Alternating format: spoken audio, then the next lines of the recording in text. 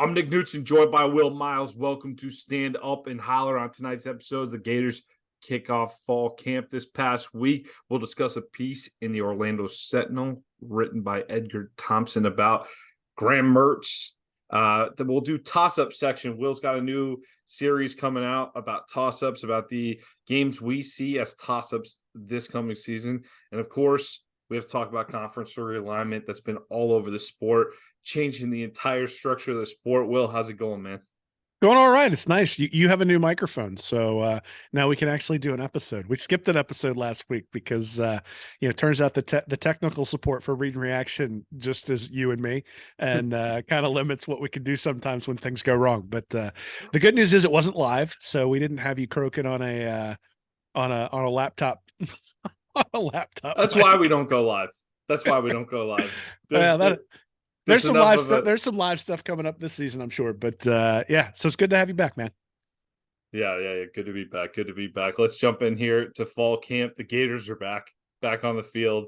We saw them practice in the swamp this past week. Will, all kinds of storylines heading into camp. We'll cover the quarterbacks in the next section in terms of Graham Mertz, but kicking it off, Max Brown making some noise. A lot of rumors about him being QB number 2 going into this practice here. Will, how you feeling about Max Brown? I mean, I feel great about Max Brown from the standpoint of everybody else they've got on the roster. I mean, that I wrote an article, "Why Not Max Brown," earlier this year at Read and Reaction. You can go check that out if you want to. But the point is that he had a really high completion percentage in high school. He's a guy who's mobile. His reason for dropping in the recruiting rankings was not arm strength. It was that he didn't get to play until his sophomore year or until his junior year, and that he was playing in Oklahoma against competition that was a little bit less than what most other people do. And this was somebody that I think Napier had his eye on when he was at Louisiana, and then was able to convince him to come to Florida. And he's one of those guys that you look at and say the underlying stats here are really, really good. So baseline for Brown, he could be really bad, right? Because you come out there, you're not ready, you lose your confidence, you throw a couple picks, and all of a sudden things go in the wrong direction. But I think the ceiling for Brown is pretty high. Whereas I think it's sort of the opposite for Mertz. I think the ceiling is relatively high, or I'm sorry, the floor is relatively high because he's not going to be a complete disaster. But the ceiling is also relatively low. Like I don't expect him to become just a superstar or anything like that. I think it's going to be a game manager, somebody who could manage things, that sort of stuff. And so I'm really excited to see what Brown can do. Now, obviously, I don't want anybody to get injured in order to see what Brown's doing. So if he doesn't win the job, then obviously I hope we don't see him, because if he didn't win the job, he wasn't the best player, and we want the best player to be playing. But it is interesting to me. We saw what Jack Miller could do a little bit last year in the game against Oregon State. We also saw it during the spring game last year. We saw it the spring game this year, right? That there wasn't a lot of movement between what he did in the spring game last year and the spring game this year. But Brown didn't get a whole lot of snaps in the spring game this past year. Obviously, baseball had something to do with that. So the fact that he seems to have moved him to the third spot suggests two things. One is that anybody who looked at Jack Miller and said, "Yeah, that's probably not good enough." Okay, well, now you've got more competition. You've got somebody in front of him. But then the other thing is that Brown put in a lot of work, even though he was on the baseball team, coming off of that season, knowing the offense, being able to come in the fall, really compete, and then jump in front of him. And so is there an opportunity for him to jump maybe even further as the season wears on? I think there's going to be some opportunities there, right? I think for most of us, we don't suspect that this is going to be a smooth ride at the quarterback position for Florida this year. And so if Brown is poised there at number 2, he's going to get a shot, especially maybe not in the game against Utah, but when you get into that second game and the fourth game against lesser opponents, the backup quarterback's going to get a lot of snaps, just because Napier's going to want to make sure in case something happens, he's got somebody ready. And so if Brown's getting those snaps, I think, again, we're looking at somebody who maybe very, very low floor, very, very high upside, a lot of variability. But in some ways, when you're rebuilding a program, you got to know you got to know what you have. And so figuring that out with Brown in real game situations, I think will be an effective thing. Whereas I think with Miller, we kind of already know what we got. Well, I hate that the Oregon State game gets held up as Miller's debut shot.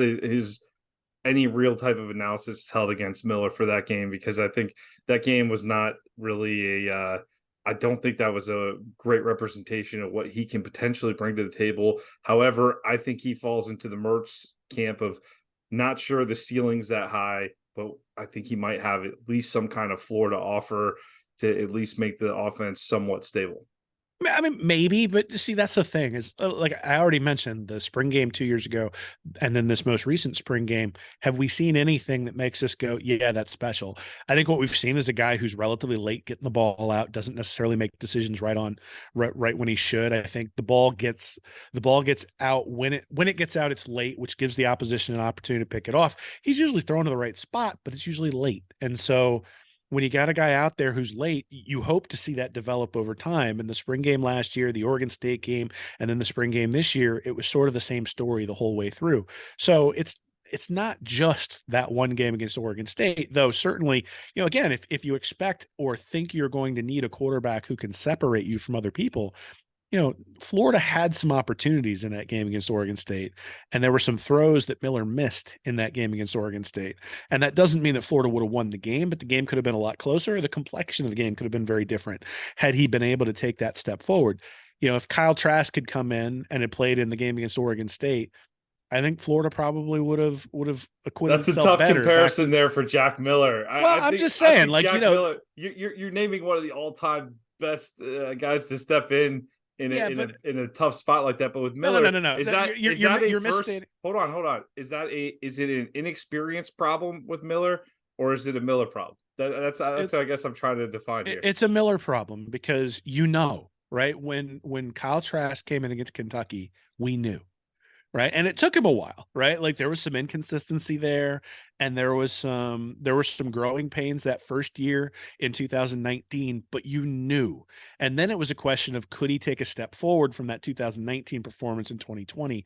And he did. So if Jack Miller had come in and we could just see it, right? And you could say, I know, like I saw him make plays that other quarterbacks don't make. I saw him anticipate guys coming open. I saw him read a defense in a way that typical college quarterbacks don't. Even if he missed the throw, even if the throw was a little bit late, even if, he wound up throwing into double coverage when he got pressured or something like that, you could say, okay, I see things to build on. The problem is that 2 spring games now and the game against Oregon State, I don't see anything that jumps off the tape at me that says, yeah, here's something to build on. And in that Kentucky game, obviously Trask leads them back, but when Trask came in for Franks and we were behind to Kentucky in that game, I don't think a lot of people were all overjoyed that Franks got hurt and that Trask was in there. Certainly didn't expect it to be the dawning of a dominant quarterback at Florida, and it turned out that it was. So that's my only point, is that when someone comes in the game and the offense feels different, you could tell. And I'd make the same argument for Anthony Richardson over Emory Jones. Like, it wasn't so much that Emory Jones was terrible, though there were times that he was. It was that the minute Anthony Richardson came into the game, it felt different. And even last year, with all the inconsistencies for Anthony Richardson, there were still times where it felt different. Like you felt like at any point there was something special in there. I think we're going to see that with Indianapolis in a couple of years. Now, had he stayed another year, I think maybe we get the Trask 2020 performance out of Richardson this year, but he didn't. And so now that's the question you got to ask with Miller is there a jump in Jack Miller from the Oregon State and the 2 spring practices to next year? And again, if he got passed by Max Brown, I think the answer is no, right? Because it means that everything we've seen in those games is what the coaches are seeing in practice, which doesn't mean he's a terrible quarterback. It just means that, if you're looking at an organization that really needs more than a game manager, then Miller isn't going to be that guy. And Brown has an opportunity to maybe be more than that. And so that's why I'd be excited that he's I'm not going to die on a hill about Jack Miller. I just think that's an awfully small sample size to write off a guy on there. Well, I would agree with you if his high school numbers indicated he could be more. Right. His high school completion percentage total 56.7, his senior year 59.1. He averaged 9.6 yards per attempt in his entire career, but 8.4 his senior year. It actually went down from 10.8, then to 8.6, then to 9.5, then to 8.4. So he got less efficient in high school as the years went on, and his completion percentage didn't really move very much. It went from 58 to 53 to 55 to 59. So what he was in high school is what we've seen in college. And that's the thing that I think we need to start analyzing when we start looking at these guys. So Brown completed 72% of his passes in high school, averaged 12.4 yards per attempt. So it's just different in terms of what they did in high school. And that's why I say that his ceiling is a whole lot different. And for Is he those going to who don't complete? follow statistics that close, Will, that you see those numbers translate at the college The level. completion percentage numbers and the yards per attempt numbers. If you see a guy with like 73% completion and he completes like 6 yards a pass, then that's bad because all he's doing is throwing little screen passes. But Mm-hmm. if you're completing 12 yards per attempt, yeah, that's like in the Joe Burrow range. Now it's not Joe Burrow because Burrow did it for like 4 straight years in high school, but it's in that Burrow range, which I think, and I think the numbers indicate is predictive of someone who's going to be very, very good.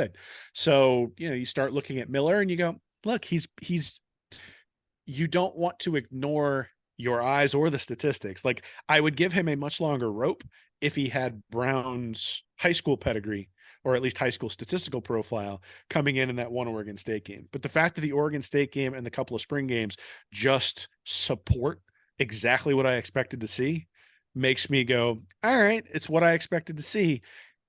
It's good to have him back there in case you have an injury, but are we really that much better than we were a few years ago when we had Treon Harris as a backup for Will Grier? Like it's not like Harris was awful, but he wasn't fantastic. And there were times when he was awful. And I think, the reality is that's kind of what we'll probably end up seeing from Miller if he gets significant playing time. All right, let's move on to the offensive front here. Lindell Hudson, the transfer from FIU, has missed a few practices to start fall camp. Will. Yeah. So, I mean, thankfully the On3 had an article about him being in a car accident. So thankfully he's okay, though it does say he suffered a concussion. And obviously that's something you got to be concerned about when you're talking about offensive linemen in football. That's concussions are something you got to watch out for and something that can recur if you don't take enough time off in between them. How severe it was, all that sort of stuff are things that are open questions right now. I think as it pertains to the team, you got to start talking about who's going to actually play, right? Because you look at the offensive line, you got Hudson, who's a transfer from Florida Atlantic, but wasn't here in the spring, so was going to need all the reps he could get in fall. You got Damian George, who's presumably the starter at right tackle, but George is somebody who's transferring in from Alabama. You got Mazuka, who's got the shoulder injury, who came in the transfer guard from Baylor. You got Cam Waits, who is someone that they thought they were going to rely on, who's had an Achilles injury, probably won't be back till the middle of the season. You got Goodwin, the transfer from Kentucky, who's decided to transfer back closer to home. Obviously, we want him to be close to his mom. His mom was diagnosed with cancer, so we want him to be close to her. At the same time, that leaves a hole too. So you start talking about like when you talk about offensive line, you really talk about wanting 7, 8, 9 guys you can rely on because you're going to get a couple of guys rolled up on, a couple of ankle injuries. A guy who just in the heat, especially early on, is going to need somebody to roll in and help him. You're going to get somebody who tears a bicep or hurts a shoulder or something like that. You're going to need a 6th guy, a 7th guy maybe, and maybe even an 8th depending on what's going on. And so Hudson, hopefully that's not going to impact him. I mean, hopefully by the time everything starts, he'll be okay. But it is reps, right? It's reps for a guy who hasn't been in the system. And now that means that you've sort of by default, because Goodwin's gone, because Hudson is now injured, you're running with George and Barber at tackle. And what happens if in the first quarter against Utah, one of those guys gets rolled up on and all of a sudden you got to bring in Hudson or you got to bring in William Harrod, you got to bring in Jordan Herman. Now you've got guys at tackle who don't have any real SEC snaps who are also playing on the road in Salt Lake City against Utah in a hostile environment. And it gets kind of dicey. So I think Hudson was always sort of insurance at that tackle spot. And that insurance should still be there, but it is a concern to me that he's not getting snaps because, offensive line's all about continuity. And that's one thing Florida does not have at all on the offensive line this year is the only guys that got coming back are Barber played a bunch last year and Edwin played a bunch last year. Everything else is a complete revamp. And so, if you get an injury to say Barber, well, now the whole offensive line sans Edwin is a revamp. And, that's something that I think, especially on the road, when you're going to start talking about, silent counts and having to blast off the ball and facing a big time Power 5 team to start with, that's something you got to take into consideration. You have some new players on the roster as well that are participating in their first fall camp here. Some of these guys were around during the spring. We talked a lot about Andy Jean and Aiden Mizell, but Eugene Wilson has reported to Gainesville. In addition, you have offensive tackle Caden Jones, defensive lineman Gavin Hill, and corner Dijon Johnson out of Tampa. Will, which one of these first year guys do you expect to potentially have an impact on this roster this year? I mean, I would like to say Eugene Wilson, just because having a guy out there in the slot who can be a game changer would be a big problem for people. But I think it's actually probably Dijon Johnson. I think the defensive backs, Devin Moore coming back is going to be a big deal. Obviously, he was injured last year. Across from Jason Marshall, you got Jaden Hill moving into the inside. You got RJ Moten to help out the safeties, but then you've got Miguel Mitchell and Kamari Wilson at safety, relatively young guys at safety. And so, a guy like Dijon Johnson who can slide in there and provide a lot of help to the defensive backs, maybe even Jakeem Jackson there at defensive back as well. But of the guys you named, having a guy like Dijon Johnson, and you start thinking about corner and safety, those tend to be positions, especially corner, those tend to be positions where guys can come in right away and help and play real minutes, because they're using their physical skills, especially given the defense that Austin Armstrong's going to run. It's going to be a lot of bump and run, going to be a lot of one-on-one. You're going to be on an island. And when it's one-on-one, it's just go out there and win the physical battle, right? It's not, you don't have to worry about where do you sink into the zone. You don't have to worry about, your assignment. You're not sitting there looking for, oh, what happens if they do this or this or this? It's, nah, there's a guy across from me on the outside. I jam him at the line of scrimmage, make sure he doesn't get inside of me. If it's on the outside, I press him towards the edge to make the quarterback make it difficult throw. And then if there's an opportunity to high point the ball, you go up and you get it and you become a receiver at that point. Those are all things that a cornerback has been taught to do since he was like 5 years old. And so to me, the easiest answer is probably Eugene Wilson, because we're hungry for one of these wide receivers to step up.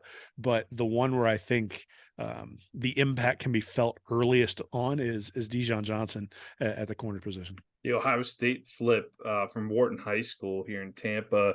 Hey, Will, did you get to see did you see the format of what they did with the open practice this past weekend? I thought that was really cool. It looked like they had the players and the coaches out in the field meeting the fans. And I think that's a great way. You're still you're in your second year if you're Billy Napier. Just a great way to try to connect with some of the fan base. Obviously, you're going to attract mostly local, but you got to assume people drove in from probably an hour or two away to catch something like that. I think that's a good way to open up early on in fall practice here. Yeah, well, it's funny. A lot of the local guys talk about NIL, or the beat writers talk about NIL, and they do it in a way that's a little bit, it's ruining the game, those sorts of things. But this is a way NIL is helping the game, right? Because a lot of the things that they're allowing, or a lot of the access that they're allowing, are to people who are participating in NIL programs. I know there was a big picture of Saban going around this weekend where they had this giant line at Alabama of all these people going to get his autograph, but you were only allowed to get in line if you were one of their NIL supporters. And so that's one of the ways that they're incentivizing people to sign up to support their teams. And whether that's a good thing or a bad thing, I guess, is in the eye of the beholder, but it is an additional benefit that we haven't gotten prior to the NIL era. And this is something where, they had an event for NIL people at some point along the line during this weekend with the open practice. And look, it looked like a spring game practice out there, right? I mean, and there aren't people flying down there for spring games most of the time. I've done it once, but that was just because my kid wanted to go. There's not like this giant market for out of Gainesville, but that doesn't mean that you don't want the community involved, that you don't want kids coming and seeing the game. Look, those are the kids who are going to decide, I want to go to Florida someday. There's going to be a lot of kids who end up making their way in there and say, that's what I want to do. And they'll remember that, right? They'll remember when they're coming up through the high school ranks. So maybe some dad took his kid from Tampa. Maybe some mom took her kid from, Lake Okeechobee, drove him up into that area. And all of a sudden now you've got a kid who's bought into the Gators. Just those little things make a difference over time. And that is one thing that I think the prevailing theme for anyone who's talked to Billy Napier, at least in private, is that he's a very genuine person, and that he's not going to blow smoke up your skirt and let you you're not going to hear something different from him before you sign versus after you sign. And that genuine nature is only going to be enhanced by more and more interaction with the people who are supporting the program and the people who are potentially considering the program. And so, it's a good thing. There's never a problem to build. I mean, you always want to build goodwill with the community and the fan base. I'm surprised it's taken NIL to sort of push it there, but I've been surprised at a lot of the different things with NIL, and this is one of the good sides. Yeah, I thought that was a great thing, and I saw different fans posting their pictures on social media and everything. It looked like a great event, and hopefully that's something that continues into the future. All right, let's move on here to the next topic. Talk about a recent article by Edgar Thompson of the Orlando Sentinel, which highlighted Graham Mertz's longtime quarterback coach, Justin Hoover. Hoover says that Mertz will flourish with the Gators. Thompson calls Hoover the coach who knows Mertz best, predicts a career renaissance. Will, this goes against all of my instincts. I want Graham Mertz, and I want to be clear. I might sound a little negative at times. I'm not negative in the sense that I don't want the man to do well. I hope Mertz crushes it. I hope he comes in here and is just a great quarterback. But I don't want to build the expectations, and calling predicting a career renaissance is a bit on the strong side for me. But hey, this is coming from his quarterback coach. Hoover also said one of the things that really held Graham back at Wisconsin was the inability to get into a rhythm. You don't know it until it's third and medium or third and long, and that puts a lot of pressure on the quarterback. Florida will have the ability to be ready, or to be really balanced on run pass. It's not always just a pass down and distance or situation. That'll help them kind of keep the defense honest, which just makes the decision-making process easier for the quarterback. So overall, this is something we heard a lot in the offseason, Will. Under center at Wisconsin, heavy focus on the fullbacks and the tight ends in these formations, but making different calls at different points under center.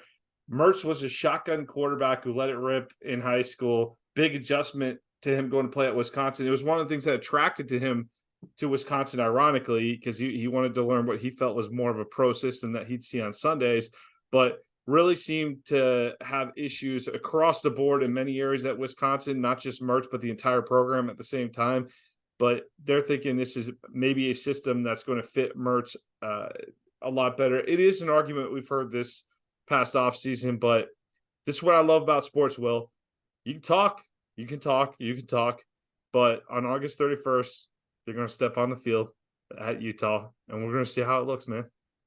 Yeah, I mean, so in many ways, I think this reminds me of when Dan Mullen took over in 2018, and there was half the fan base saying Felipe Franks was a bum, and there was half the fan base saying he was a top 60 recruit, and we need to give this guy a shot, and that Dan Mullen's going to be able to revive his career.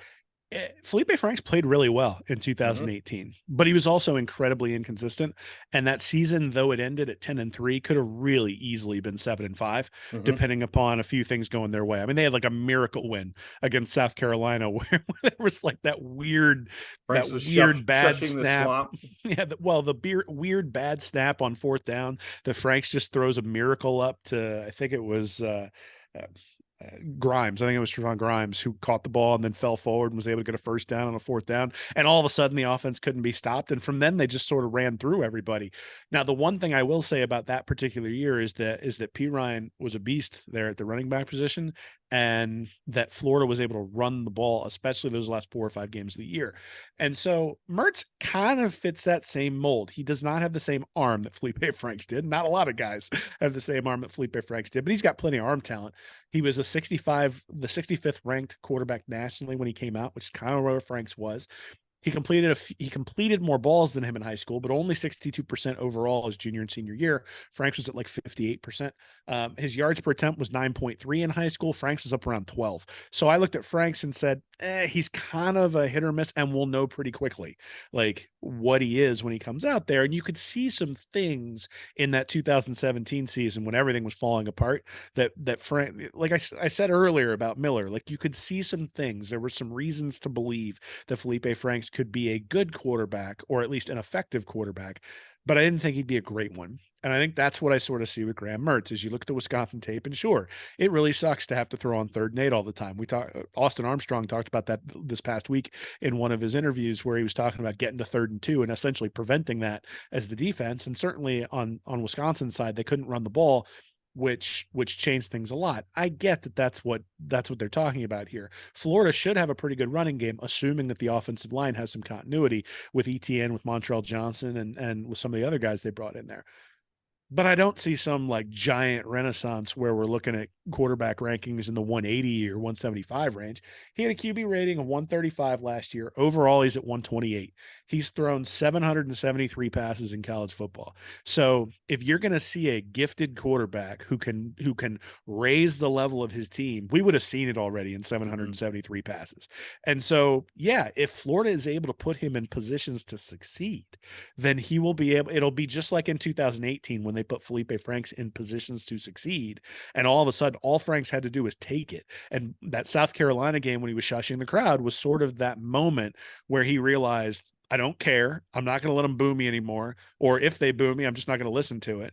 And I'm going to go out. I'm going to do what Dan Mullen tells me to do, and that will be enough for us to win. And you have the blowout win over Michigan, but Franks wasn't like a central piece of that. He was a game manager in a game where Florida dominated them. Same thing with the win against Florida State that year, and I think that's what you're going to have to see with Mertz. So is it going to be a career renaissance from the standpoint of like Florida fans aren't going to boo him off the field? Yeah, I think that's probably a possibility. But the average ranking of quarterbacks who averaged more than 14 yards or 14 passes per game last year, the average QB rating was 140 and Mertz was 135. So he was a below average thrower. He had 50 rush attempts for negative 40 yards. So he was a statue behind the line of scrimmage. And that to me is the thing that gets me discouraged. It's not necessarily that Mertz can't throw the ball through the air. It's that he's not adding anything through the ground game.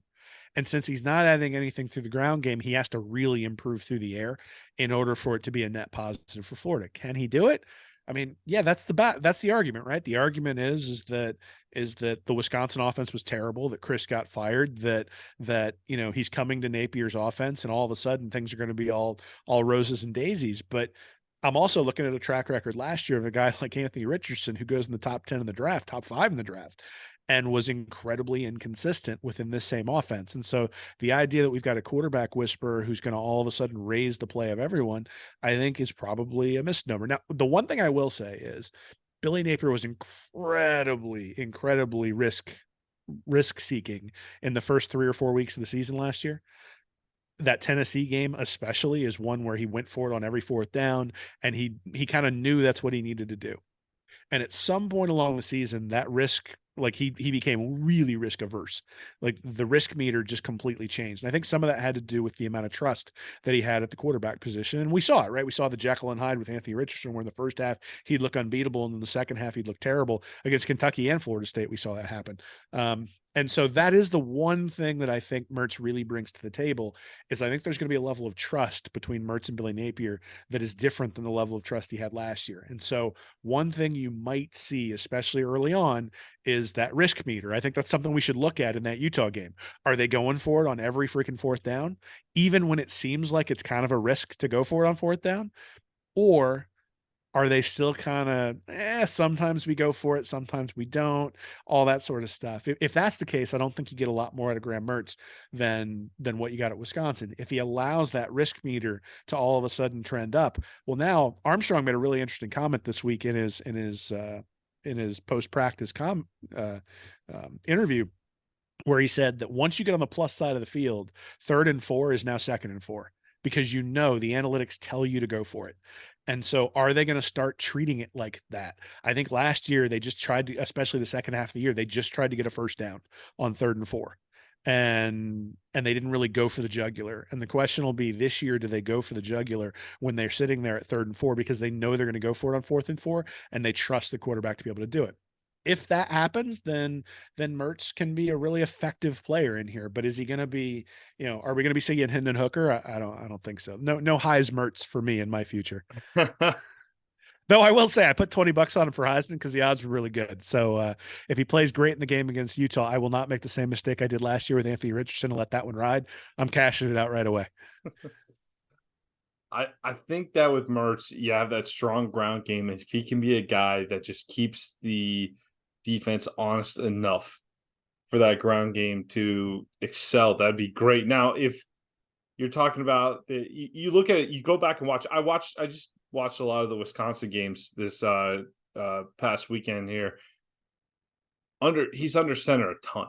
I feel bad for you watching that Wisconsin offense. Well, yeah, I mean, going through YouTube, fast forwarding to, I was really concentrating on most of his pass plays, so I was getting through the games at a decent clip there. But he is under center a lot in those clips, and so if he's a guy that's more comfortable, and you see there's a lot of shifting in the offense, there's a lot of pre-snap motions and everything. And I'm not saying he won't have some of that within Napier's offense here, but I do think in some ways he's going to have a reliable ground game, which, by the way, Wisconsin did have some really good running backs last year. They did have some moments where they could run the ball pretty effectively up there. I know it wasn't every moment, but the thing that really stood out too is in the biggest moments last year with Wisconsin, when they needed him the most, he that offense just really struggled. And then when they played good defenses, that even the Illinois game, Ohio State, they were just buried by about halftime in those games. So if we can be an offense that can run the ball, not make a lot of mistakes, because that's another thing I noticed a lot about his games in which he played bad in, Will.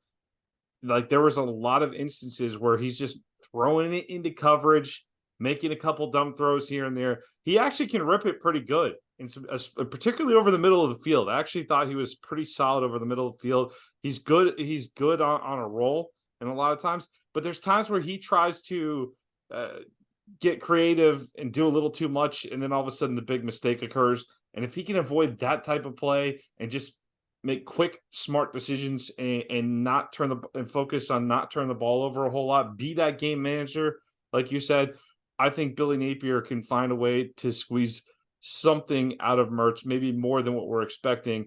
But I'm not expecting a career renaissance. I would call what Bo Nix at Oregon did last year. That's a career renaissance for me. Michael Penix coming back to life. He had that great 2020 at Indiana and kind of fell off the map. Reunites with DeBoer out in Washington. Penix coming back to life. That's a career renaissance. I don't know. I'm not saying it can't happen here, but if you made me bet on it, I will say I'm not in the Heisman camp either, Will, and I also did not put any money on Heisman, so I can follow up and safely say that my actions are following my words on that. Well, I figured, so we'll talk about this in the next section, but I like Florida's chances against Utah. And so I think the odds are going to get in my favor, and then we cash out. So not the entire year, but here, look, I did a floor ceiling exercise with the quarterbacks back in, what would this have been? Back in March. Yeah. And I had the floor for Mertz, a QB rating of 135, and I had the ceiling, a QB rating of 155. That'd be 25 touchdowns, 5 interceptions, 8.1 yards per attempt, and a 62% completion percentage. That's like his ceiling, which, using my yards above replacement, because he doesn't run the ball at all and takes a bunch of sacks, still has him slightly negative, slightly below average in terms of overall quarterback value. Max Brown, I had his, like, if he flops, he's in like the 121 to 125 range for QB rating, but I've got his ceiling at 170. Right. That's the same 25-5 touchdown interception ratio, but all of a sudden he's completing 67% of his passes. So that's sort of where I'm going with all of this, is I think that you have to know after this year, if Graham Mertz is not your quarterback for next year, you have to know, can Max Brown pilot my quarterback position until DJ Lagway is ready? Right. Because if you're just going to throw Lagway in for the first game next year, well, he better be ready, because, we've talked about this a lot, but essentially because there's no Jaden Rashada and because there's no Austin Simmons in any of these recruiting classes, it's DJ Lagway or bust. Lagway is going to have to be awesome for this program to get to where we want it to go. And if that's the case, then you got to be able to bring him along in the way that you think is best in order to make sure that you're ready to go. And so if you think about 2023 in terms of the long-term development of the program, if Graham Mertz is still the quarterback next year, then it means he didn't have a quarterback renaissance. Because if he has a renaissance, he's going to the NFL. Which still means you need to know whether Max Brown can pilot your offense while you're waiting for DJ Lagway to be ready. Or you've just decided that Lagway is going to be in there first day, true freshman start and everything. And that's a real risk when you start doing that, because he might not be successful right away, because not everybody is successful, even if they're great, right when they come in off the start. So I hear what people are saying. I understand the desire to have someone with all sorts of experience in there.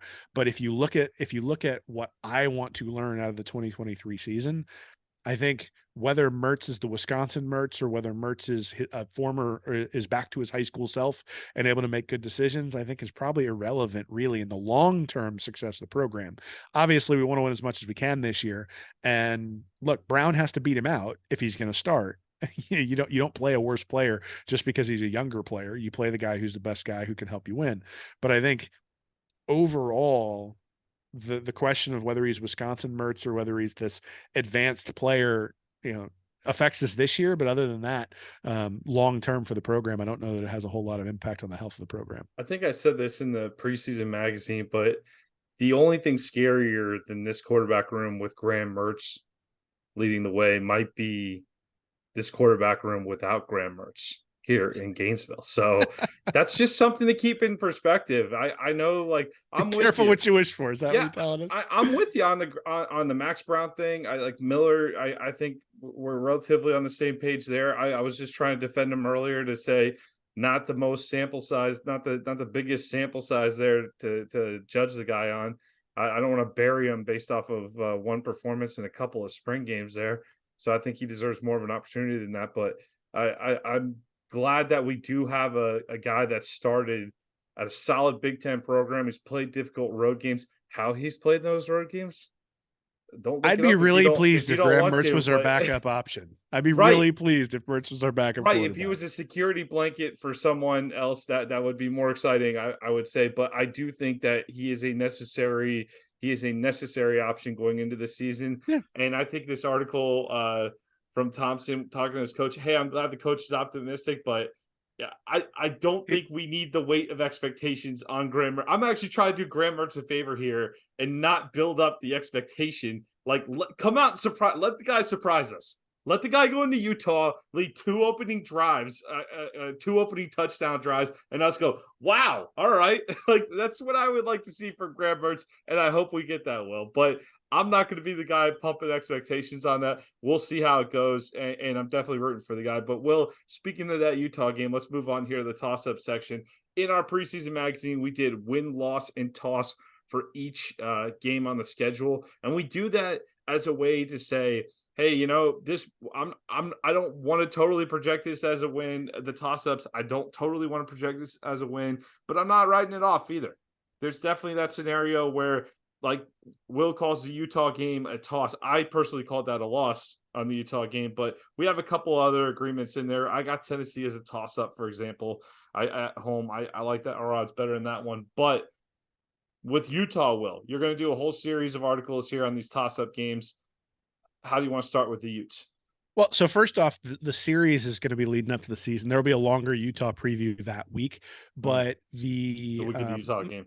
Yeah, but the point is that, look, Florida has a lot of question marks, but every program has a lot of question marks.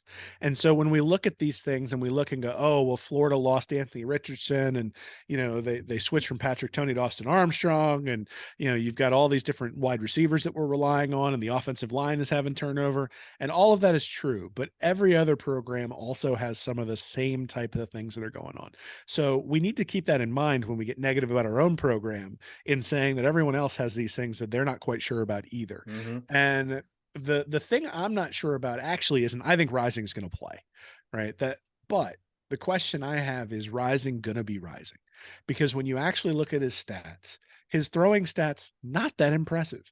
149 was his quarterback rating last year. 146 was his quarterback rating the year before. So he didn't see a jump between 2021 and 2022. He had a really good quarterback or touchdown interception ratio, really good completion percentage, but he only averaged 7.9 yards per attempt last year. He was below average if you take away his running. But he was a really effective running quarterback. 74 rushes in 2021 for 499 yards, so averaged 6.7 yards per rush. 77 rushes for 465, averaged 6.0 yards per rush. And he ran a lot against Florida specifically. Ran for, I think it was like 9 rushes for 114 yards or something like that. Mm-hmm. And if your memory of that game is Utah running it down Florida's throat, some of that is true, but it was not Cam Rising running them up and down the field like throwing the ball. In fact, I think we all kind of thought Florida's defense was kind of fixed after that first game. Yeah, they gave up some long drives and there were some things in there, but I mean, we were looking at that going, hey, if Rising and this offense is awesome, then then cool. But that's not necessarily what we saw. We saw him kill us with his legs. Well, he's coming off an ACL injury that he suffered in January. That's like a 12-month injury, usually minimum, to get back to full tilt. And if you look at the NFL, there's some really interesting stats that I found. I'm linking to them in the article. That if you look at the 3-year return rate for these guys, quarterbacks tend to come back to their original statistical profile more often than other quarterback, or more often than other players. But the ones that really fall off are outside linebackers, cornerbacks, and running backs. So the guys who have the most in their legs that they have to go do stuff with are the ones who tend not to make it back to their original production level, even 3 years out. So we're talking about a guy who's 9 months, maybe 8 months, maybe removed from an injury. It's the first game of the year.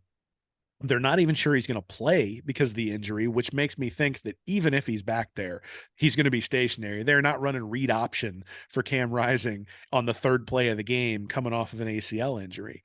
And so a lot of the stuff that he brought to the table last year, his yards above replacement, which is my stat that measures both running and passing, was 0.97 in 2021, then a little bit lower, 0.84 in 2022. But if you make him a poor runner, all of a sudden his YAR starts dropping down in the Graham Mertz range, where if you make him a stationary player who cannot run the ball, he has not done enough with his arm in the past to make me really fear him. So that's sort of the point, is we look at this and we go, oh, Utah has an enormous advantage at quarterback when you look at Rising versus Mertz or Brown or Miller or whoever's going to be in there for Florida, right? Florida doesn't know who their quarterback is. Utah knows who their quarterback is. They must have a huge advantage. That's not really true. And there's a lot of other reasons, I think, to believe that that's a toss-up. But to me, that's the biggest one, is you look at the quarterback position, which is where 90% of games turn. And Cam Rising really, if I looked at his profile the same way I'm looking at Graham Mertz, and I said, you can't run anymore. Am I excited about Cam Rising as my quarterback for an entire year? I'm really not. And so that first game of the year, I think that's one of the things that I'm going to be looking for, is in the first 3, 4, 5 plays, is Rising able to get out of the pocket, make guys miss, and turn a 2-yard loss into an 8-yard gain. If he's not able to do that, that's a huge part of his game that gets taken away. And all of a sudden we're looking at Graham Mertz versus Graham Mertz rather than Graham Mertz versus Cam Rising. And that's why I think that's probably a toss-up. Graham Mertz versus Graham Mertz. Don't get your expectations too high on that one either, Will. Yeah, Rising, I think it seems like all indications are that he'll be at least out there. They're going to give him a shot. I'm not sure from a Utah perspective, I'm all that fired up about trotting my quarterback who's 9 months off of an ACL out for Austin Armstrong's debut, because I think he might be a little amped up on that sideline. I could see a scenario where Billy looks over at the first quarter and be like, yo, you need to dial it back a little bit. Calm down, man. Calm down with that guy's energy. But I'm not sure I love that. But the thing with Rising that I like about his game, this is a savvy quarterback that he does a good job of picking and choosing when he runs often. And, he's not dealing with a lot of contact when he's running on there. So it's going to, I think with this Utah matchup, what we saw in that second half last year is that they remembered, we only gave Tavion Thomas, I think he had like 6 or 8 carries the first half. Let's give our stud running back the ball 17, 18, 19 times, whatever it was in the second half. And I think that physical running game just dominated Florida for a good stretch of that second half. But hey, Florida stepped up big a couple times. They had that stop on the goal line where Thomas slipped and they ended up holding them on the 4th down there. And then, of course, Amari Burney at the end. So a couple of those plays swing different ways. Could have been a different result there, Will. But if you shut down that run game, to your point, put the pressure on Rising to really win through the passing game, that could be an interesting matchup in game 1 out in Salt Lake. Well, so 2 things. Thomas no longer there. Right. They also lost Kincaid, one of their tight ends. They had tight end back, but Kincaid, the tight end who just like terrorized Amari Burney, other than the last play, he's gone too. And here's the other thing that I think people tend to forget about Utah or overlook for Utah last year. They had the 90th ranked defense in yards per play last year and somehow gave up like the 27th least points per game. There's a huge disconnect between what they were doing in terms of yardage they were allowing and the points they were actually giving up. And those disconnects tend not to last year after year after year. So their defense was just as bad as Florida's last year. It just got covered up by turnovers. It got covered up by playing crappy offenses, and it got covered up in a lot of different ways until they played some teams that were better, and all of a sudden they couldn't stop anybody. I think there's a reason why Florida was able to win that game last year, and Anthony Richardson was a big part of it. But there were other reasons Florida was able to win that game. Florida's a lot closer to Utah than I think most people think. And when you start looking at some of the underlying stats, the stats get a lot closer, and you start to look at it and go, like these teams both probably should have been like 8-4 last year based on the underlying stats. There was some weird stuff that went on that prevented them from getting there, or at least prevented Florida from having the same type of record as Utah. And if you take away Rising's running ability, well, now all of a sudden, look, I'm not saying Florida's going to win. I'm saying there's a reason that I have this as a toss-up and not a loss. And Rising, it's not necessarily does he play, does he not play. In fact, I think it might be better for Utah if he doesn't play, because they'll have a fully healthy guy out there. I think if his running ability is impacted at all, I think we're going to find out that Cam Rising is not an NFL prospect for a reason, or not a huge, can't miss first round draft pick prospect for a reason, or he's going to show us he is a can't miss first round draft pick and Florida's going to lose. But that's sort of the toss up nature of it, right? He's going to have to take a major step forward through the air in order to make this something that's not a close game. And that's exciting to me because, I think you go into it and go, oh God, like second year, we don't know Anthony Richardson. The defense was so bad. Like, is this something where we'll get embarrassed? And I don't think that's the case. I think this one's going to be close, and there's a reason I think it's a toss up. It's also opening day. We saw some sloppiness out of both teams on opening day last year. We're going to see it again this year. There's going to be some mistakes made. We saw Utah bounce back. Hey, did you watch them play USC later in the year? Did you watch them? And if you missed the first time, did you watch them beat USC the second time? Utah certainly pulled it together as the season went along. And that's a team that Kyle Whittingham often gets that group. They get cooking later in the season. And that's a team that typically gets better as the year goes along. But we've seen stretches where Utah has struggled in September's past. So I'm happy that we're getting them out of the gate. I'm also... hey, look, we're going out there. I'm confident that the run game is going to be able to do something. But you talked about Richardson's effect in last year's Utah game. And I know we didn't light the world on fire in terms of like what we did on the scoreboard. But there was that, wasn't it right before halftime where he rips off like what, the 50-ish yard touchdown run? That's just Richardson being the freak that he is. That's a freak touchdown play that where's that play going to come from this year? We got to pull off that big play. Otherwise, you don't pull off a play like that, you're really kind of in that slog with Utah. It's going to be that type of slugfest. And I think that's what Napier might want as well this year. Right? So back to our Mertz discussion, can you be the guy that is the veteran quarterback who makes the good decisions and stays out of trouble? Take the punt on third and 12 rather than, if you need to check down rather than forcing it in and throwing that key interception that's going to set up Utah, give them a cheap field position early on. I do think those are the types of plays that are going to make the difference in the game with Utah. But I do think it can be a very competitive game. It would not shock me to see Florida win out in Salt Lake. However, I do think there's a greater chance. Is there any chance that Florida's blowing out Utah on opening day? Will, sure. You see any chance? Their defense is terrible. Utah. I think this is something that people have overlooked. I think their defense got lucky last year, and I think that they played really bad offenses throughout the season. And I think there's a disconnect between how many points they gave up and their defensive performance overall. They got lit up by a couple of big offenses. They did lit up a couple times. But here's the thing: is Mertz, Mertz for all of the Illinois and that sort of stuff, and that's the stuff that might disturb you. This ain't Ohio State's defense. This ain't Michigan's defense in terms of athletic ability. And so he's not going to be surprised by anybody he sees. It's not like we got a transfer quarterback from Tulane who hasn't seen this kind of speed. He's going to look at Utah's defense and say, yeah, I've seen this. I've played against Purdue. I've played against Rutgers. I've played against, Maryland. Like that's the level of defense that you're seeing from Utah.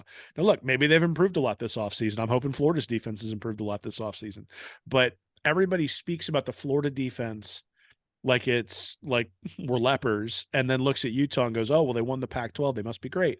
They've got holes. And I think that's the thing we got to really recognize about all the opponents on Florida's schedule is they've got holes. And the question is, where are those holes? Can Florida exploit them? And does it put you closer? And when you're talking about an opening game on the road, look, it's great for Utah that Rising isn't having to come to the Swamp and play coming off of an ACL injury. But I mean, is he going to run for 115 yards again this year? And that offense think about how bad Florida's defense was last year, and think about how many points they gave up to Utah, and how there really wasn't any explosiveness from the Utah offense, even with a fully healthy Cam Rising. Because, I mean, Florida's defense struggled to not give up 40 pretty much all year long, and gave up, like 23 to Utah? So, I just look at it and I go, for all of the accolades that are sent Utah's way, look, deservedly so. They won the freaking Pac-12.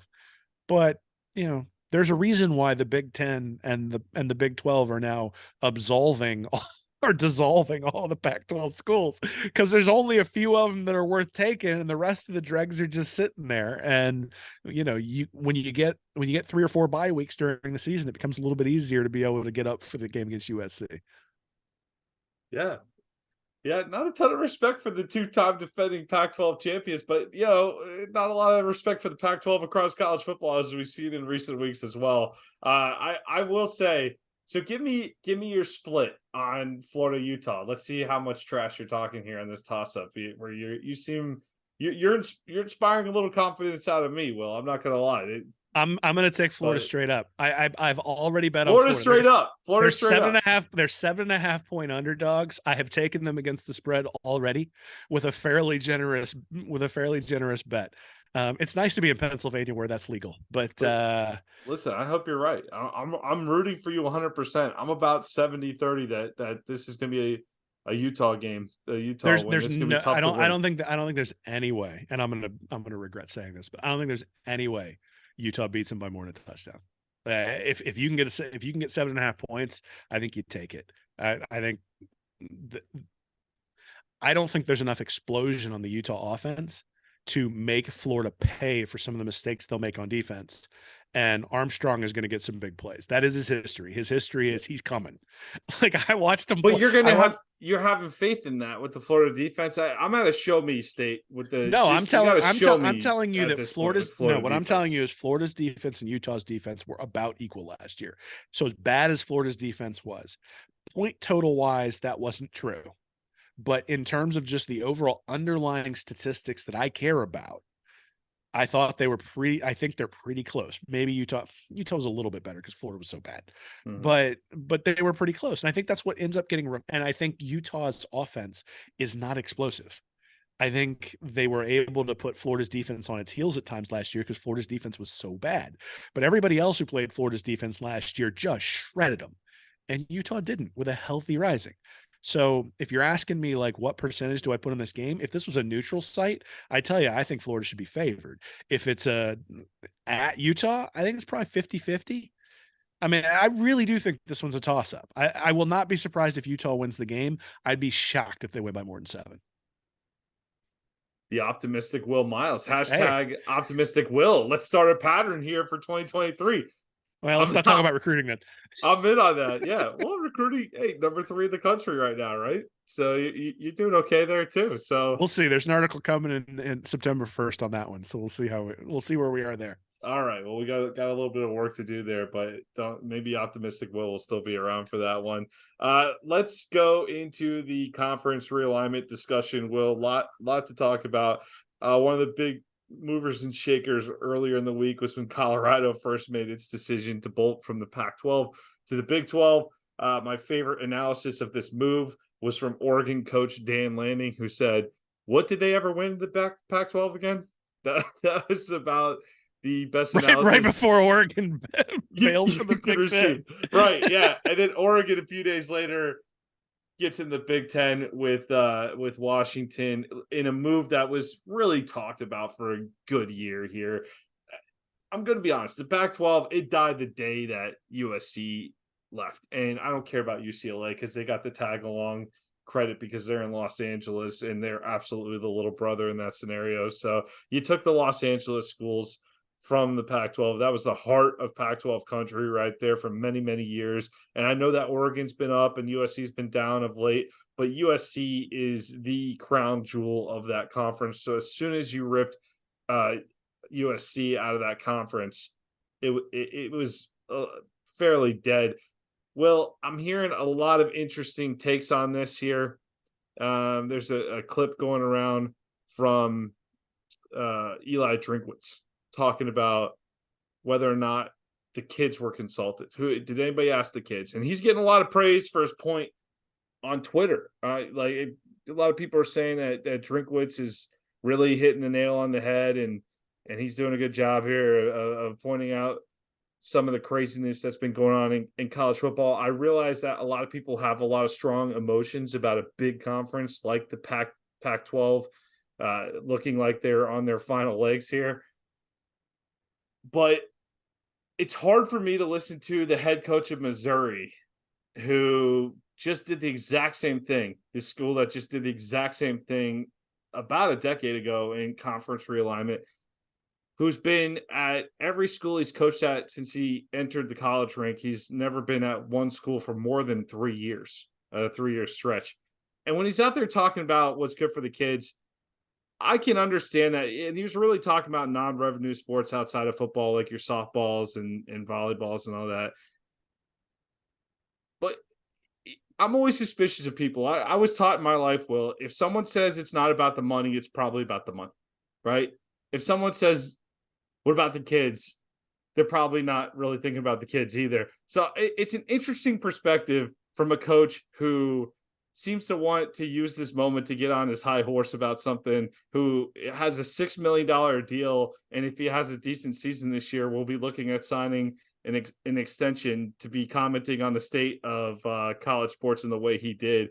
It's almost like he has no self-awareness about his level of participation in jumping from App State to Missouri too. So I wonder if he considered the kids when he spent 1 year as a head coach at App State before he went to Missouri.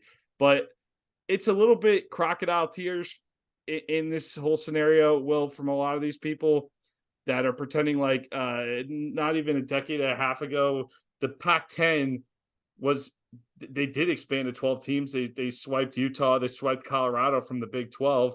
And they were on the brink of taking Oklahoma and Texas and talking to, I believe, maybe a couple other schools with them to form the Pac-16.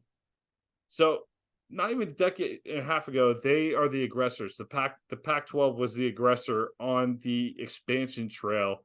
So while I do feel bad for Pac-10 fans, Pac-12 fans, whatever you want to call them at this point, in some regards, in terms of losing history, Washington State, Oregon State, and Stanford and Cal are left behind.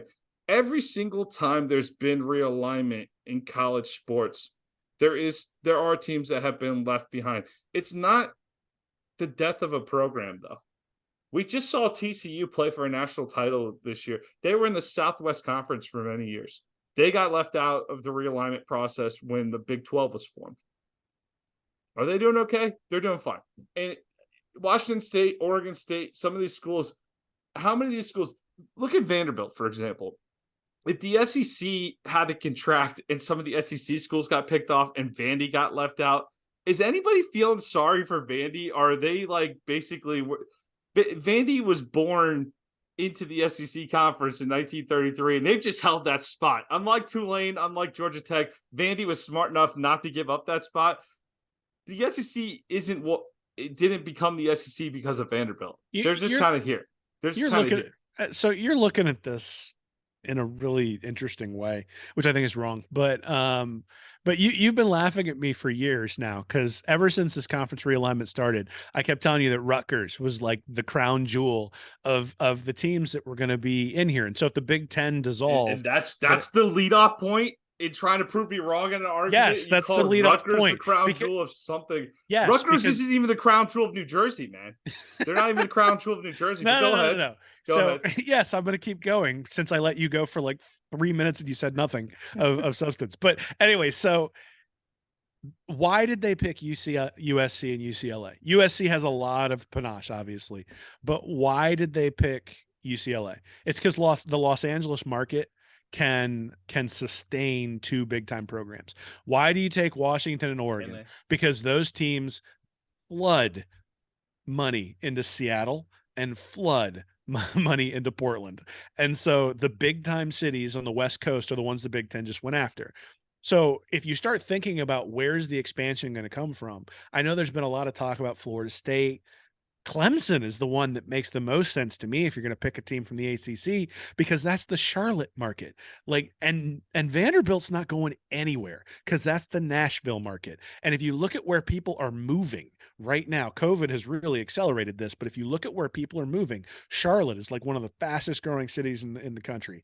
And Nashville, one of the fastest growing cities in the country, and Georgia Tech is the one you might need to look for too, because Atlanta is one of the fastest growing places in the country. So those are the places I think you look at and say, where do I want markets that are big? It's becoming a professional thing. And look, it was pretty obvious from the start, right when I believe it was Justice Kavanaugh, right when he came down with a decision that basically, it was a court decision that didn't dictate the professionalism of college athletes.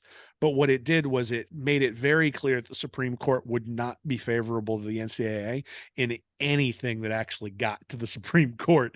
And it was essentially telling the lower courts, just go ahead and blow this up before it comes to us, because we're going to blow it up if it does come our way. And that's he releases that decision, and all of a sudden NIL is on the horizon, right? And the NCAA, the same way it does with everything, just did a terrible job of rolling that stuff out. Differences all over the place. Now you got Tommy Tuberville trying to pass legislation in Congress with a bunch of other different NIL bills to try to essentially put the genie back in the bottle. The genie's not going to go back in the bottle. And if Drinkwitz really cares about the kids, what he needs to do is support their right to collectively bargain as employees and get some of the revenue that comes into these organizations. And that's where this is headed, because the players are just going to end up suing until they finally get treated like employees, because they are employees.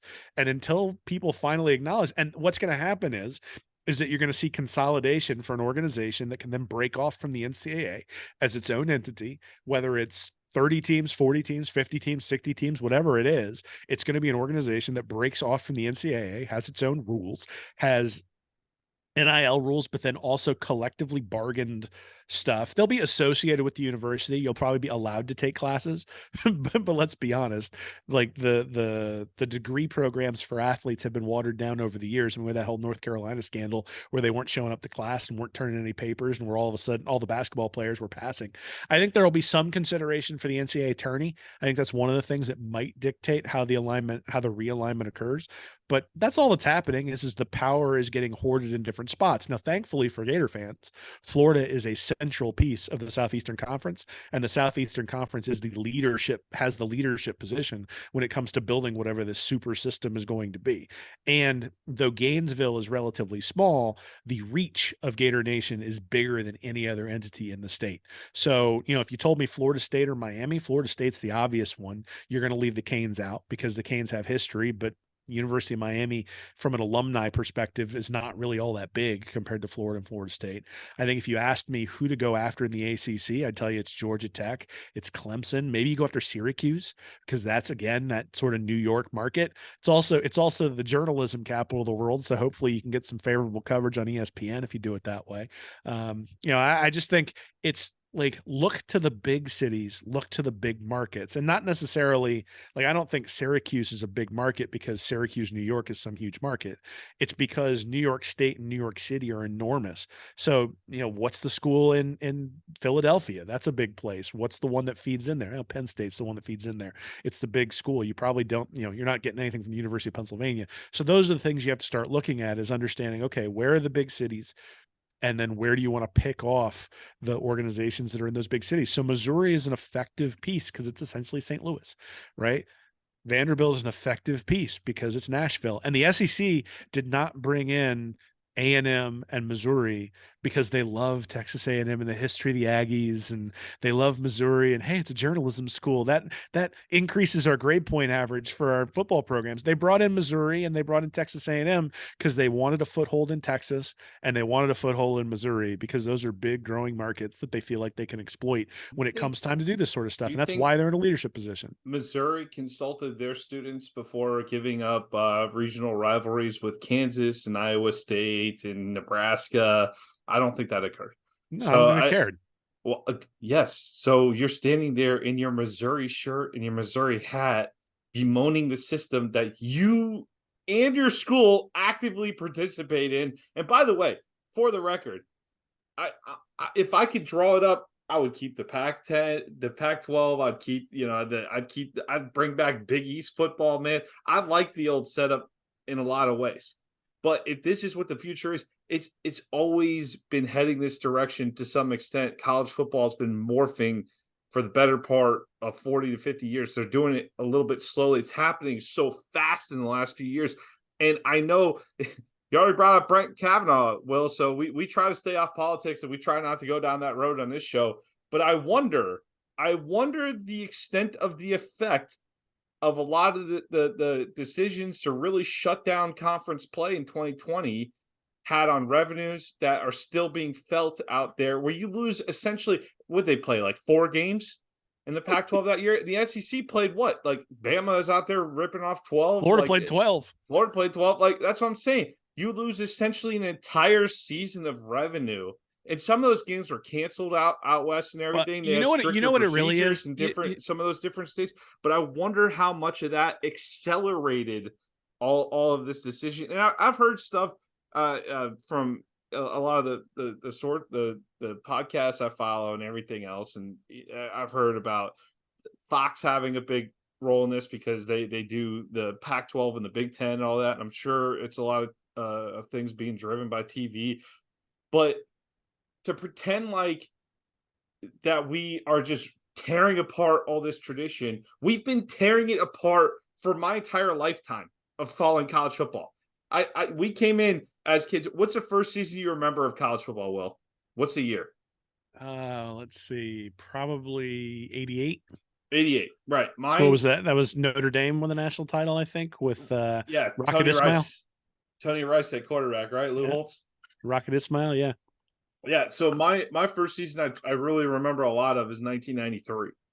So by that point, you had the conference championship games already existed, and you had taken Arkansas from the Southwest Conference, which, by the way, they were a member of the Southwest Conference since the early days of the Southwest Conference, going back to like 1915, 75, 80 years out there.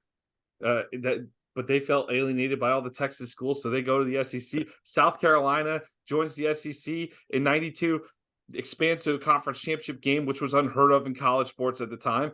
The Big Ten resisted that for a long time, even though they added Penn State in 1993. So my point is like all this expansion's been occurring in our entire lifetimes, Will, our entire lifetime. But you can't tell me that we don't have a better product today in terms of being able to watch the games on TV. What's happening is what you're witnessing is the death of the regionality of college football, and it's fully embracing the true nationality of the sport. Because when we were kids, at 3:30, you would get games in certain markets, right? You couldn't watch all the games you wanted. Now all the games are on all these different channels, and it doesn't matter where you live. You could watch as much Big Ten football as you want if you live in Florida. It wasn't like that until about, 2006 or 7? So this has been a national sport for a long time. We're just seeing the end game of where that's going. And I think these schools out west, even though the Pac-12 might be a dead conference in the next few weeks here, these schools out west that are joining the Big Ten, that are joining the Big 12, they're going to get more exposure to schools in the East because they're going to be on the field with them. They're going to be in the same conference with them. People are going to pay way more attention. I think it's going to do great things for these schools out west over time, even though you're just trashing tradition, which, by the way, the sport's been doing since the 80s and 90s. Well, look, I think the issue that I have with all the hand wringing is all the people talking about, how things are changing and exactly what you said, a lack of an acknowledgement that it's been changing forever. But I think the point you make about 2020 is actually a great point. So that year in the champion, what we realized? We realized the sport is awesome, whether the Pac-12 is involved or not. And in fact, even whether the Big Ten's involved or not, Ohio State still made the playoff. And that was a little bit controversial, if you remember, because I think they went 6-0 and made the playoff. But you had Ohio State, Clemson, Alabama, Notre Dame. Alabama beats Ohio State for the national championship. And no one felt like that was an unfair national championship. I think we all thought the best teams made it. None of us were sitting there going, oh, Oregon only played 4 games. How could they have been left out? Nobody was going, man, that Wazoo Oregon State game really would have tilted things if we had that one that happened. And so that's what happened. I mean, they have become obsolete over the past decade, really, with poor leadership at the top of that conference. In a lot of ways, yeah. Absolutely. But the issue is that it wasn't maybe as apparent to everybody until that 2020 year where everybody went, yeah, wait a minute, the Pac-12 didn't play. I didn't even remember. Right. Like, I don't sit there and look at the 2021 national championship for Alabama that they won the 2020 season. I don't look at that as a national championship that's cheapened. Like, I don't look at that championship the same way maybe you do the Lakers championship in the bubble where they're playing with no fans and all that sort of stuff. And they had a big break and everybody was able to get healthy in order to then play the rest of the season. Mm-hmm. I look at it and I go, no, that's a legitimate national championship because the teams they played in that championship, I mean, they just absolutely blitzed Notre Dame and they absolutely blitzed Ohio State for the championship, and they ran through really good teams in the SEC, beating Florida in the SEC championship game and playing a 10-game SEC or an 11-game SEC schedule with the SEC championship game.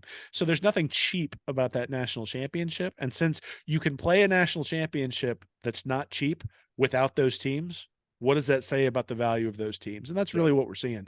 So I think that's a good point. And hey, again, I go back to, I haven't paid a ton of attention to this.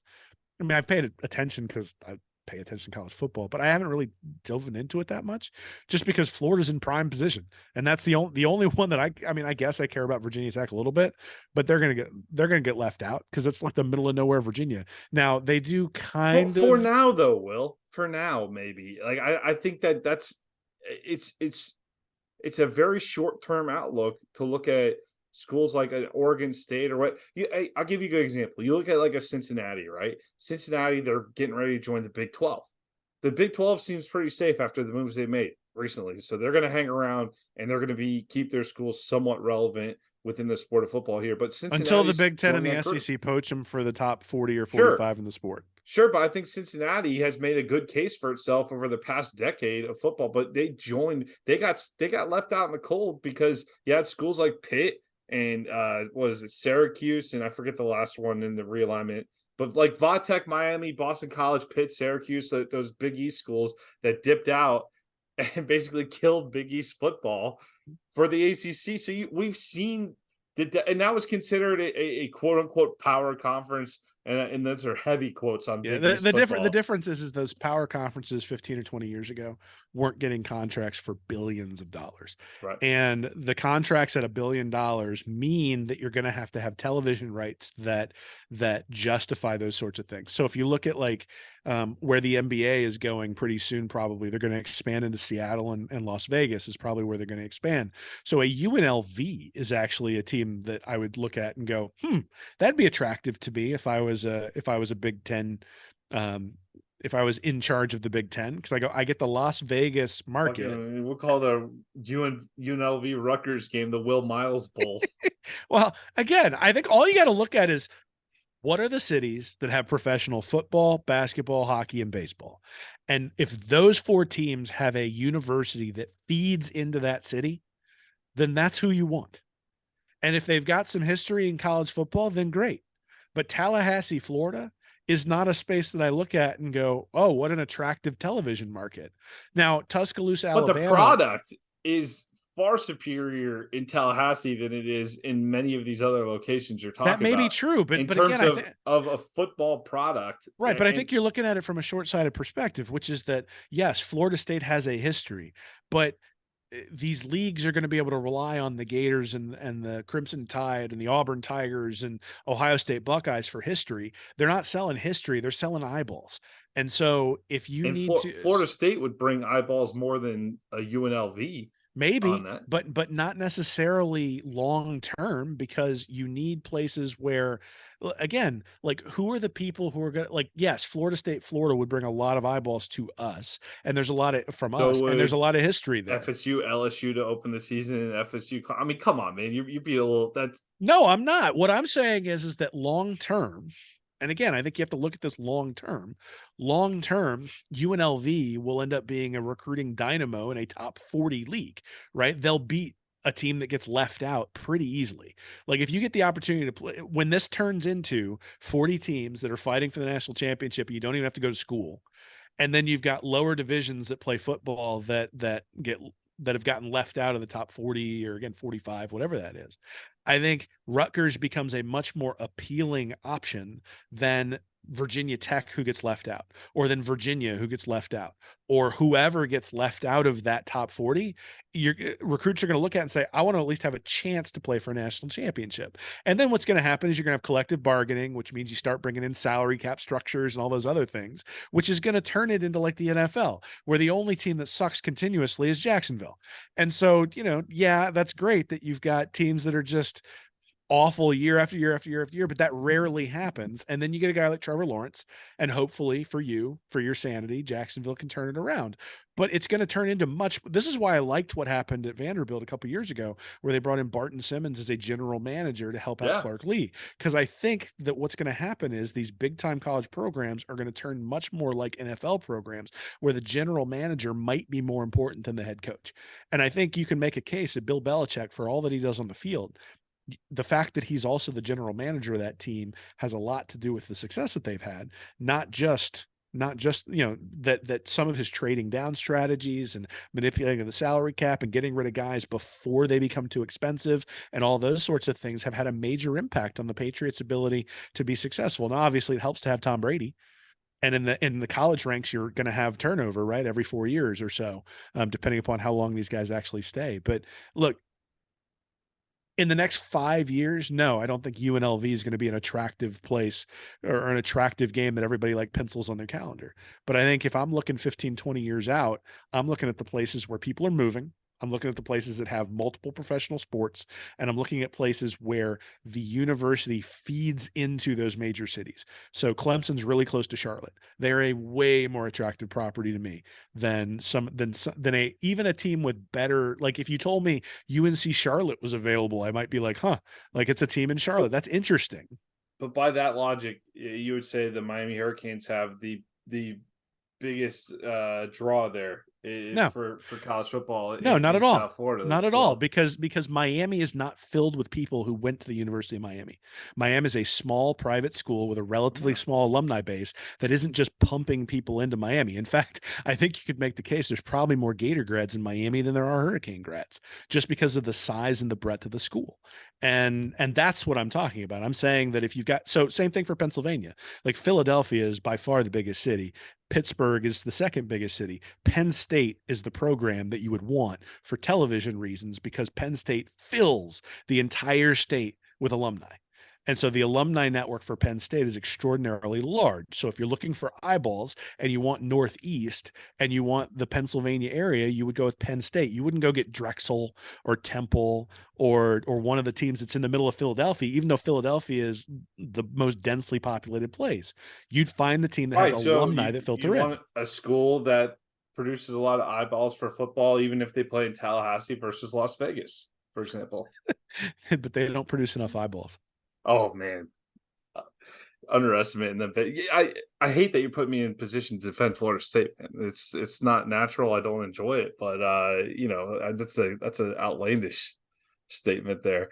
I look, I do think this is going in a direction that I think we've been heading in this direction to some extent. Did I ever want to see the day of these 20 conference behemoths? I know you've talked about that before, Will, and to me, I would have thought that the Pac-12, to me, it's a total stunner that this conference disintegrated this fast, because they were in position. They were the aggressor a decade and a half ago. So if you feel bad for the Pac-12 collapsing, just remember they were trying to take out the legs of the Big 12 about a decade and a half ago. So what goes around comes around to some extent. there, Will. But I think we'll see some return to regionality. The other thing I don't like is I feel like Texas and Texas A&M, they just wasted a decade of what is a great in-state rivalry by being stubborn. So all these schools like Washington State, Washington, Oregon, Oregon State, there's no reason they can't keep playing. I think they should keep playing. I think it's, if you really care about what's good for those fan bases, I think they should absolutely continue those games. But it's also a temporary measure. I do think there will be a day where Washington State and Oregon State and those schools get revisited. I don't think Virginia Tech will be left out in the cold permanently. I think there'll be more rounds of this to come, but it looks like we're settling in on this odd structure for the next few years at least. So we'll see how things go, Will. We'll see. I think you're wrong. I've been beating the drum that it's going to be two super conferences, sort of like the AFC and the NFC, for a couple of years now. And I think, you mentioned earlier. I think we're definitely heading there at this point. Yeah, well, you mentioned earlier that whenever somebody says it's not about the money, that it's about the money, or whatever you said, like whenever they say it's about the kids, it's not about the kids. It's about the money. And follow the money, follow what the professional leagues have done, because college football is becoming professional, and NIL was a part of that. But the reality is NIL is a small portion of the overall revenue that's being generated. And if you don't think the lawyers see that, you're crazy. And so, that's what's going to happen, is it's going to expand. Yeah, and there will be new games and new rivalries. If you explain college football to someone who doesn't know college football, the concept of like Florida and Texas never playing except for like one time in World War II, that's insane. It's awesome that some of these schools are finally going. The regionality was cool in some respects, but it's also cool that some of these bigger brands are going to start interacting, and you're going to see, I think these schools that, especially out west, are going to really benefit from the extra exposure. But is anyone going to complain about Oregon going into Ann Arbor to play a night game at Michigan in the middle of October? I don't think so. So I do just think the Oregon State people, just the Oregon State and Washington State people. For now, they might, but they keep plugging away. Hey, why is Oregon State and Washington State? Let's talk about the cold hard truth of this. Why is Oregon State and Washington State not in the driver's seat in these conversations? Well, I don't know. Feel free, of your 100 years of football history, feel free to have more than 8 decent seasons on your resume. Take it a little more serious going into the future. Phil Knight exists. Well, yeah, Oregon State, they're investing. They're starting to have a better program. I think we saw it in the Las Vegas Bowl from Florida perspective. Jonathan Smith's running a good program. They just did big renovations to Riser Stadium out there at Oregon State. I definitely think that if they keep going the right directions, you've seen schools come out of the Mountain West into the Power 5. We've seen this with Utah and other things. These schools aren't dead. These programs aren't dead. They might be on a bit of a hiatus. BYU has been independent for about a decade. They're back. They're in the Power 5. They actually were never in a Power 5 conference. So they've elevated their status. So you dedicate yourself to building a good football program, you can absolutely elevate your status. That's the cool part about all this realignment. But I don't think any of the positive aspects get covered enough. And it's just the woe is me on everything's different and everything else. And I just wanted to point some of that out. So I just look forward to the Oregon State being a lacrosse powerhouse. And that's what's going to happen, is they're going to start allocating resources to non-revenue sports in a way that makes sense, because the mausoleums that have been built for some of these conferences, where half the conference has been carried by the big boys in those conferences, that's what I'm saying, is over, right? Like the Ohio States and Michigans of the world, and the USCs and UCLAs and Oregons of the world. Not UCLA. Let's not throw UCLA. I mean, look, they're in Los Angeles. They bring eyeballs. Sure. So, those programs have said, why should I subsidize Washington State and Oregon State and Stanford and that sort of stuff? And they're just not going to do it anymore. You don't like it, do something about it. And that's why I say you have the opportunity. Look at TCU. TCU was kicked out of the Big Boys Club. They had to go play. They had to go eat it for a while. They built themselves back up. They're playing for a national title as a Big 12 member last year. So it's gonna be harder to build into this once this gets settled. It just will be. And maybe Drinkwitz needs to watch out, because if they adopt like the EPL, like relegation strategy, where like you take the bottom 5 and kick them out and invite 5 new programs in every year, or something like that, then Missouri might be on the chopping block every year. So maybe that's why he thinks they should be thinking about the kids. fan who wouldn't kick Missouri out tomorrow if we had the choice. Let's be real. Nobody Give gets me excited about UNLV. They're playing out. Missouri. Yeah, I try to be respectful. I like to think that I watch a lot of the national scene on college football, but I don't know, man. Drinkwitz just doesn't have a clue sometimes with some of this stuff, man. It drives me crazy. All right. Well, But if you held on for this long, you are really fans of us. So we appreciate it, given that we went 30 minutes on conference realignment talking about UNLV and Rutgers in Oregon State and Washington State. So I want to be clear. Will talked about UNLV and Rutgers. yeah, but you talked about Washington State and against Oregon it. State. Yeah, but that's not UNLV and Rutgers. It's a little bit because different. you're wrong. Yeah, right. Okay. I'll let you die on the Rutgers and UNLV Hill. I'll let you have that one, man. All right. Thanks for everybody for joining another episode of Stand Up and Holler. We'll be back next week. For Will Miles, I'm Nick Knudsen.